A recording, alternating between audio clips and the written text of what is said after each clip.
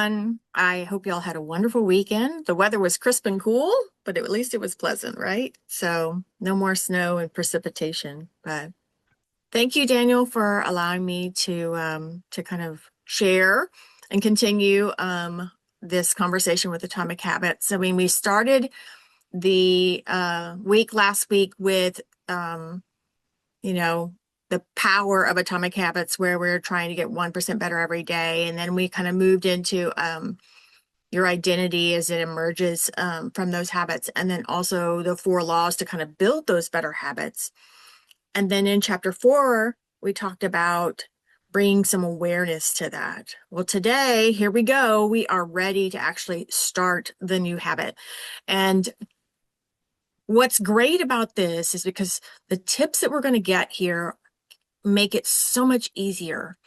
It takes, sometimes it can be 21 days, it can be 60 days, it could be half a year before a habit kind of comes into play. So it depends on how difficult that habit is.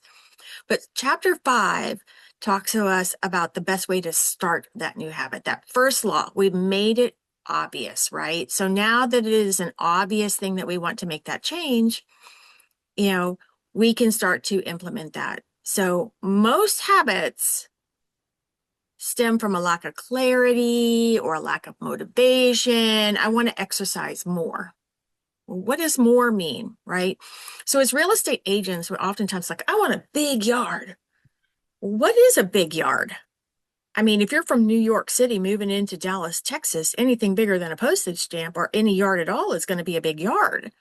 But if you're someone who's had acreage and they want to go down and they want a small yard, it could mean 3 or 4 acres. So we have to be more clear when we talk about what we want. We need to be more specific. So when people tell me as an agent that I want a bigger yard, I'm like, well, I will learn what that is when we start seeing some houses, right? They may have some idea, but we can apply this to our habit building as well, right? So the best way to kind of get started is to be very specific with what behavior we want to do, at what time, and at what location. I'm going to meditate for 1 minute at 7 a.m. in my living room, or I'm going to go for a walk for 30 minutes at 5 o'clock at the park, right? So one, we're talking about what activity we're going to do, how much time and what time we're going to potentially associate with it, and where we're going to do this. These things are going to give us specific cues, and Daniel talked about cues. So that time and that place, it's going to make it obvious and will help make it more automatic when the time comes. Another way that we can add this is to stack it on top of a current habit that we have. So for instance, after I pour my coffee in the morning, I'm going to meditate for 1 minute in the living room, right, at 7 a.m. When you add habits to what we're currently doing, it then just becomes a continuation. That continuation is going to make it so much easier to adopt, right? After I take off my shoes, when I get home, I'm going to change into my workout clothes so that I can go to the park and walk for 30 minutes, right? So I'm taking off the shoes, getting into workout clothes, and then going for the walk. It becomes a routine in the series of events that come into play. I mean, how many of y'all, when you wake up in the morning, the first thing you do is either go splash some water on your face or go to the bathroom or, brush your teeth? Those things become repetitive habits and part of your routine. But before, you probably just woke up and then your parents told you when you were little, okay, go brush your teeth or go to the bathroom or whatever that routine looked like for you. And you probably continue that habit through today. It's so much of a habit that it's just part of who you are. You don't have to think about it. And that's the best kind of habits when we're trying to build something new, is to just make it part of who we are and our routine. The reason that these work is because those new behaviors then become associated with the old behaviors that we had. So we're just adding to the current behavior, right? So we want a new habit, we need to stack it, layer it on with other things that we're already doing, right? we have to make it obvious. So that gives us this implementation for making it. And then we stack it onto something that we're already doing. So that behavior becomes reinforced with the habits that we already have. Right. So when we think about, oftentimes we're like, well, you just need to get motivated, or what's the motivation, that kind of thing. Really, clarity is what people truly lack, right? Eat healthier, get in shape, read more, exercise more, whatever those things are, they're just too ambiguous. They're too vague, right? Until you get to being specific, and so specific that you're going to associate a time, it's going to be more difficult. It's like writing with your left hand if you're right-handed. Every year when I take a conference of some sort, I write my notes with my left hand. It's once a year. That's it. Just once a year. And it is painful to do, but I can actually write with my left hand. It's not as pretty, right? But I make a commitment to practice some every year with my left hand, partly because, I'm ambidextrous in other things, so I should be able to write left-handed too. So it's just kind of a personal thing for me. But I am associating that with a conference each year, and every year I improve. Now, could I improve that better if I did it more often? Sure, I could, right? But when we give ourselves clear references, kind of times and other things like that, you are going to see the results from that. There have been some great studies that were done. The author talks about the research that was done with an exercise group where they were asked participants to kind of track their workouts, and they asked them to take part in at least 20 minutes of vigorous exercise on one day at one time at one location. And what they found out is that was just the baseline group, right?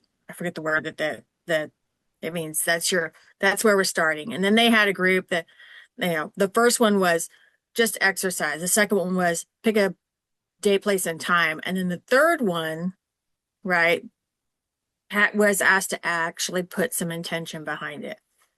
And so the common thing that we have here is that we are taking something that we want to do. We're associating it with something we already do in order to reinforce the behavior that we want. And that could be moved in reverse too, right? Instead, it might be shifting that bad habit of getting a snack at 5 o'clock instead of eating dinner, right? So you can change that habit as well, as long as you've committing yourself to changing into the workout clothes to go for the walk first, instead of sitting down and having a snack and watching the news, which the news runs forever now anyway. You can get news at any time. So just having to watch it at 5 o'clock can make a big difference. So what I would encourage you guys to do is to kind of make a list of the things that you're doing, like things that you don't even think about. I get out of bed, I wash my face, I take a shower, I brush my teeth, I get dressed, I get a cup of coffee, I eat breakfast, take the kids to school, work out, whatever that looks like for you. And then make a list of things that happen each day without fail. Meaning, like, the sun's going to rise. We know that, right? Text messages are going to come in. Emails are going to come in. The song that you're listening to is going to come to a close. The sun is going to set. When you take the list of things that you already do and the things that become our regular routine without thought, and decide, where are you going to fit in? Where are you going to stack this new habit? What's going to make the most sense and feel like you're going to have the greatest success? And then commit to it. Because you've already taken the time to wanting to be better. You've already taken the time to focus on how you or what you want to change or what you want to become or what things you want to learn. You already know that you're going to look for the cues. You're going to make it obvious, make it some awareness around it. So now let's put this into implementation. Let's commit to putting it with other habits to make it easier. Because the end of the day, it's your commitment and your willingness to put in time and place and location with it that's going to make that habit become more repetitive and truly a habit when you do these things. If you can't define when, where, what, and how, you're going to just be wandering, right? The old habits are going to come into play. They are going to take over your routine, like driving to the house because you don't have that new routine yet. Oftentimes when I'm like trying to go to that new location, I think, I'm trying to change that habit, I go, okay, note to self. I say it out loud so that it will resonate, not just with my mouth and my mind. My ears are hearing it as well. I've talked to you guys about that last 2 Fridays ago, right?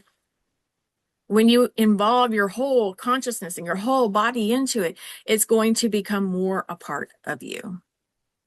So look at your current routines. Which ones are automatic? Where can you stack these new habits so that you can make some progress into building those new habits? That's what I have for you today.